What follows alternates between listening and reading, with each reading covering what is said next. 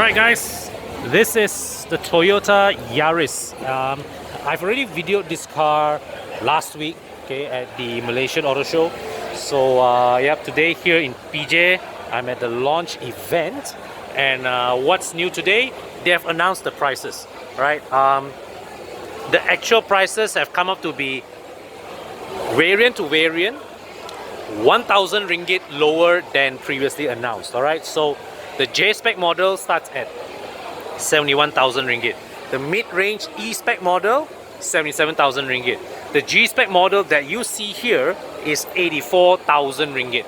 Now, the previous car that I did my walk around with at the Malaysia Auto Show was also the range-topping G-Spec model. So there is nothing new per se for me to show you that I did not already show in the previous video. But still, so for the purpose of this video, I'm adding in a couple of new observations, all right, as well as insights that I didn't notice before. Okay, so as I said before this, right, the Yaris now finally is the first serious challenger to the Honda Jazz as a mainstream B segment choice. Okay, before this, B segment hatches were our alternatives were the Ford Fiesta, no longer on sale, alright, and well, a bit too small inside. Same story with the Mazda 2. Great car to drive, but cramped inside, alright. There's also the Proton Iris and also the Pro Duo Myvi, alright, but let's face it guys, those are, as national car brands, they compete on a slightly lower segment, despite being relatively good cars on merit.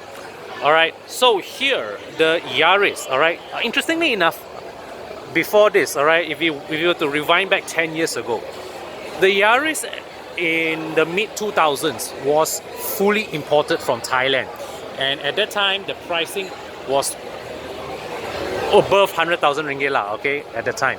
Right, it was the same story with the Jazz actually. Remember back then, the Honda Jazz was more than 100,000 ringgit, the first generation Jazz, right? More than 100,000 ringgit. Then eventually Honda Malaysia saw sense and locally assembled it, brought prices down to the 80,000 ringgit bracket. So the same thing has happened here to the Yaris. It has made this car a whole lot more affordable. Yet, at the same time, if you compare this Yaris to its predecessor, it is also the most generously equipped, alright? And in fact, the equipment levels in this Yaris, some of the stuff that you find in this car are better than what you would get in cars that are twice the price. Alright, you get 360-degree camera, alright, you get 7 airbags, you get electronic stability control, and here in this range-topping version, you get blind spot warning, you get rear cross-traffic alert. Alright, so yeah, I mean it is in so here you also have a digital video recorder at the front and one more here at the back. Now the digital video recorders, or sometimes we call them dash cams, they are optional here with the Yaris, but I would say it's an option worth taking because many a time today we always say that it is good to have dash cams fitted into your car, simply because in the event of an accident, these dash cams come in handy to help you settle your disputes. And so by having this car, the dash cam fitted, all right, at the point of purchasing your car by the dealer, it means that the fitment of the dash cam together with the dash cam itself is protected by warranty. So you don't run the risk of voiding your warranty by having the dash cam installed by a third-party supplier, because if you install this outside, the third-party installer is going to have to wire your dash cam into your car's electrical system. And if your accessory shop fella is having an off day that day, he may do a shoddy wiring job, and that could be a fire hazard, and you really don't want that to happen. All right. Also, the Yaris here, the top spec version, like the Vios, comes with 16-inch wheels. Right, lower spec models come with 15-inch wheels, and also you get rear disc brakes for the top spec model here. Lower spec variants get drum brakes, but still it's better than most. The Honda Jazz gives you only drum brakes regardless of spec. Mazda 2 is, I believe, the only other hatchback in this segment that gives you rear disc brakes. Okay, so people are recording their video inside there right now lah. But I'll just come in and catch up a bit.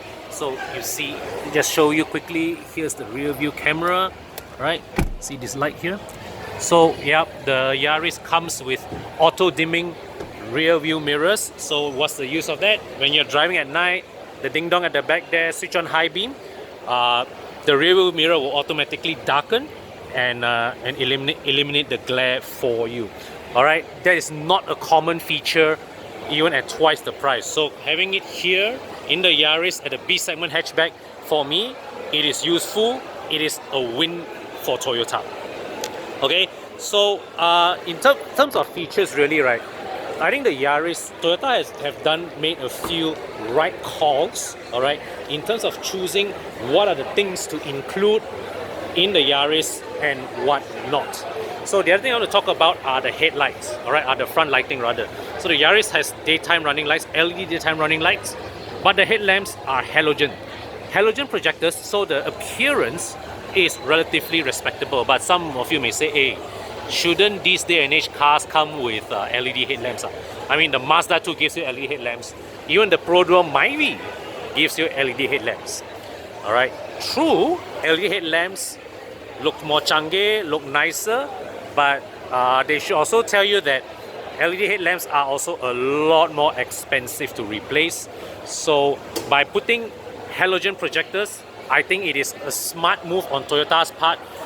Okay, not only just to lower the overall cost of the car, but in the event that one day you accidentally bang someone with your car, alright, your headlamp replacement cost will still be relatively affordable. Now, before I conclude this video, we have to point out one major weakness of the Yaris. Okay, now the Yaris, in terms of exterior size, it is a bigger car than the Jazz, but you wouldn't guess it inside, because inside, alright, let me just show you. Inside, cabin accommodations are relatively tight. The center console of the Yaris here is actually rather narrow if you compare with the Jazz. And that's not all. The utilization of space also, to me, well, can be improved. You only have these two cup holders here. This is very underutilized space. Here also very minimal small item storage. So yeah, I mean, if you are the type of person that carries a lot of things around, you will struggle to look for a place to put them here with the Yaris. So let me open the boot. Okay, well, it is not to say very small, alright, it is bigger than what the Proton Iris has to offer, but you will struggle a little to put some big objects. Okay, some suitcases may struggle to fit in. You may be able to fit two cabin-sized suitcases, but that's about it. Okay, so I'm going to show you a little bit. So here's the back. All right, and let me just fold the seat down. Now you see here, there is a step. It is not a seamless floor, right? Connecting the boot floor to here, all right? So it's not a seamless floor, whereas its closest rival, the Honda Jazz, gives you the power of magic seats, be far more usable, far more practical. Yeah, so that to me is the biggest weakness of the Yaris, I would say, all right, compared to its rivals. Yeah, big on the outside, not so big on the inside. But still, everything else, right, in terms of features, it's a well-sorted car. In terms of driving dynamics, if the Vios is any indication, the Yaris here should be pretty decent to drive.